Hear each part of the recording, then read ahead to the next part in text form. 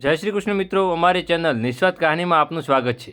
આજની અમારી વાર્તા છે શિખામણ આપતી વાર્તા છે, જેનું શીર્ષક છે બે ટાઈમની રોટલી। હું પૂછું છું, શું મને પણ જીવવાનો હક છે કે નથી? હું એ નથી કહેતી કે મારી સાસુ સસરા ઘરે બહાર કાઢી નાખો, પણ એવું પણ ન હોવું જોઈએ કે તેમને કશું કહેવામાં પણ ના આવે। તેમને ખબર છે કે ઘરનું કામ કેટલું હોય છે। હવે હું નોકર કરું કે ઘરનું કામ, જો એનું થોડું કામ કરી લેજે તો હું મોટો સંકટ આપી જશે। નાની વહુની વાતો સોર સાંભળી ઓરડામાં બીમાર હાલતમાં પડી રહેલી શોભાબેન ઉદાસ થઈ ગઈ। તેઓ વિચારમાં રહ્યા હતા, હવે બેટા મારા ઓરડામાં આવશે કે કહેશે, માં ઘરનું કામ કરજો, અમે પણ આખો દિવસ મજા કરતા નથી, નોકરી એ જઈએ છીએ ત્યારે જ બે ટાઈમથી રોટલી મળે છે। હજુ આ બધું વિચારી જ રહ્યા હતા કે જોયું સામે તેનો પુત્ર ઊભો હતો।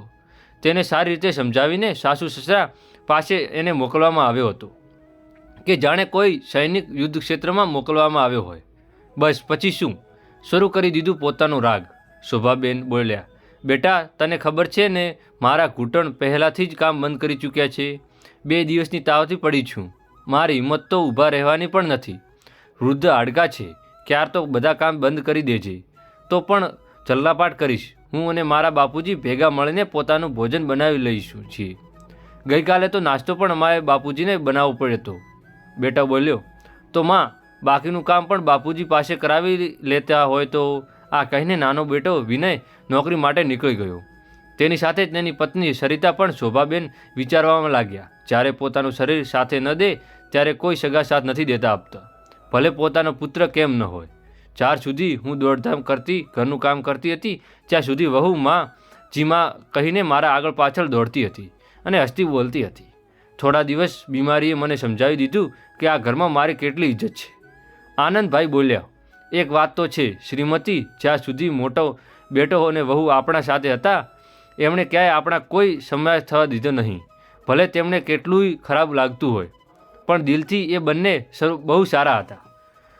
મોટો બેટો અને વહુનું નામ સાંભળીને શોભાબેન હૃદયના ભૂખી જાગી।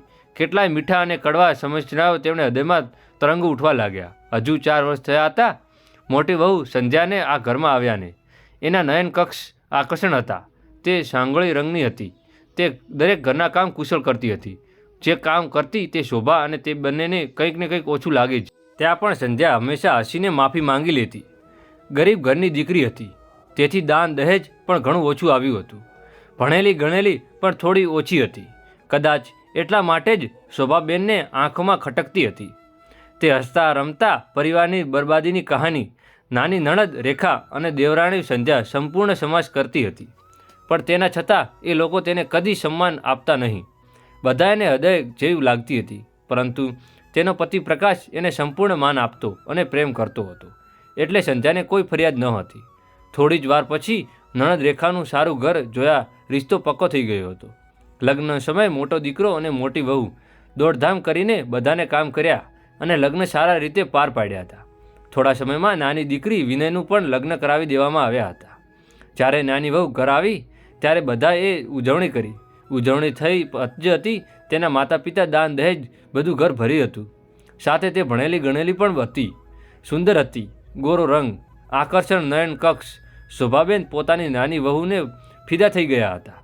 જ્યારે પડોશીઓ જુએ ત્યારે કહે, મોટી વહુનું નામ સંધ્યા તો ઠીક છે, પણ નાની વહુનું નામ રોશની ખૂબ જ જામે છે। તેની સુંદરતા જોઈને લાગે છે કે સત્યના તે રોશની જ છે। નાની વહુ બહુ સાંભળીને મનમાં ખુશ થતી હતી।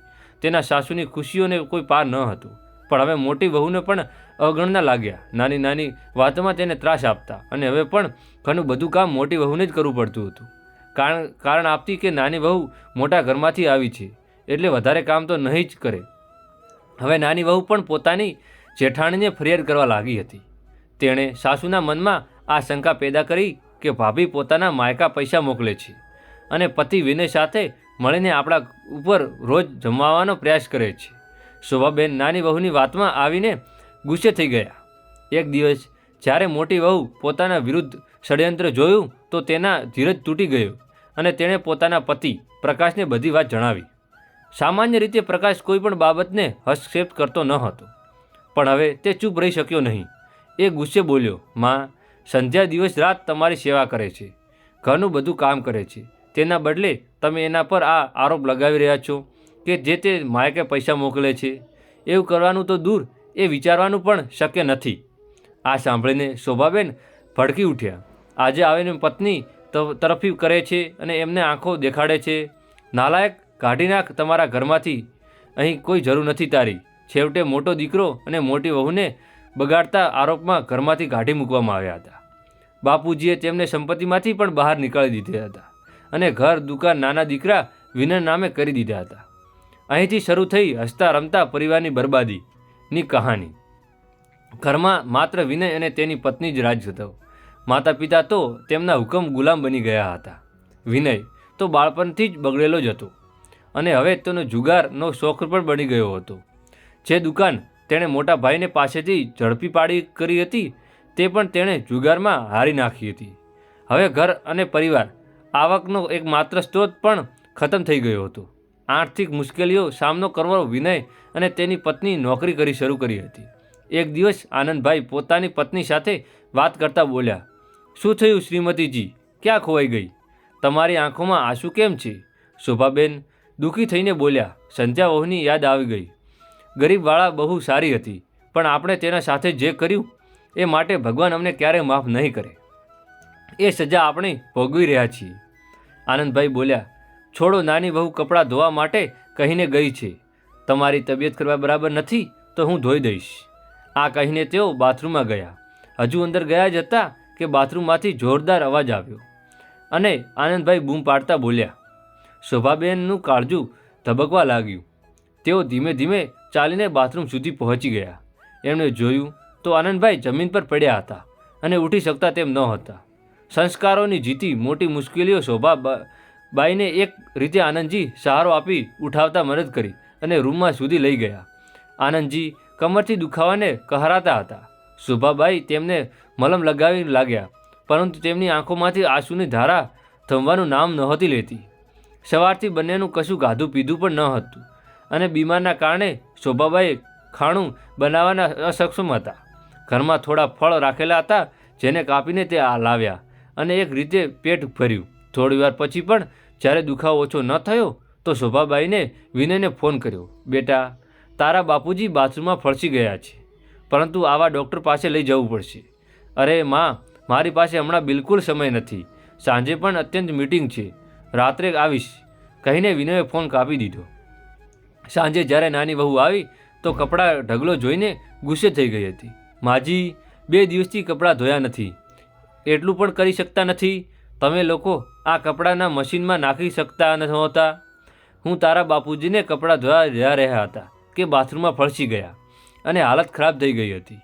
શોભાબાઈને કહ્યું, થોડા સમય પહેલાં જ જજે આંસુઓને રોકાવા પડ્યા હતા. તેઓ ફરી વહેલી લાગ્યું, પરંતુ વહુએ બાપુજીની સ્થિતિ જાણવાની જગ્યાએ ગુસ્સામાં પગ પકડીને બહાર જવું બધું મહત્ત્વની માની લીધું હતું. રાત્રે જ્યારે વિનય ઘરે આવ્યો ત્યારે નાની વહુએ તેના કાન ભરી દીધા હતા. શોભાબાઈએ તેનો અવાજ આપ્યો, વિનય બેટા, બાપુજીની હાલત તો જો, કેવી હાલતમાં પડ્યા છે બિચારા. માં, હું થાકી ગયો છું, હમણાં જ ઘરે પાછો આવ્યો છું. થોડું આરામ પણ નહીં કરવા દો? અને બાપુજીને શું થયું છે? ઠીક તો લાગે છે? 2 દિવસ મલમ લગાવશો તો દુખાવો પણ જતો રહેશે. વિનય ઉદાસીનતા સાથે બોલ્યો. નાના દીકરાના કડવા શબ્દો માતા પિતાના માટે તીર સમાન લાગ્યા હતા. હવે જિંદગી પર ભાર બની ગઈ હતી. અલગ દિવસ જ્યારે નાની બહુને જોયું કે કેટલાક ફળ ગાયબ છે તો નોકરીએ જવાના પહેલાં રસોડામાં દરવાજો તાળું મારીને ચાલી ગઈ. વૃદ્ધ દંપતી ભૂખ્યા તરસ્યા બિચારા બેડ પર પડ્યા રહ્યા. સાંજે ખબર મેળવવા માટે શોભાબાઈ દીકરીને રેખાને ફોન આવ્યો. માં, તમારો શું હાલ છે?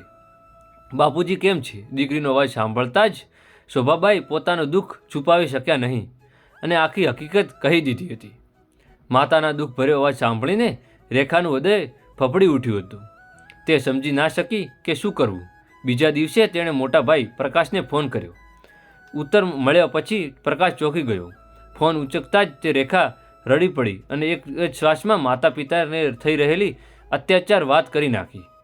આ બધું સાંભળીને પ્રકાશ દંગ રહી ગયો હતો. તેણે તરત જ પત્ની સંધ્યાને કહ્યું, ચાલ મા બાપુજી પાસે જઈએ. રસ્તામાં સંધ્યા બધું સમજાવ્યું અને જ્યારે ઘરે પહોંચ્યા ત્યારે દ્રશ્ય જોઈને તેમનું હૃદય કંપી ઉઠ્યું હતું. માતા પિતા ભૂખ્યા તરસ્યા દયા ભરેલી હાલતમાં પડેલા હતા.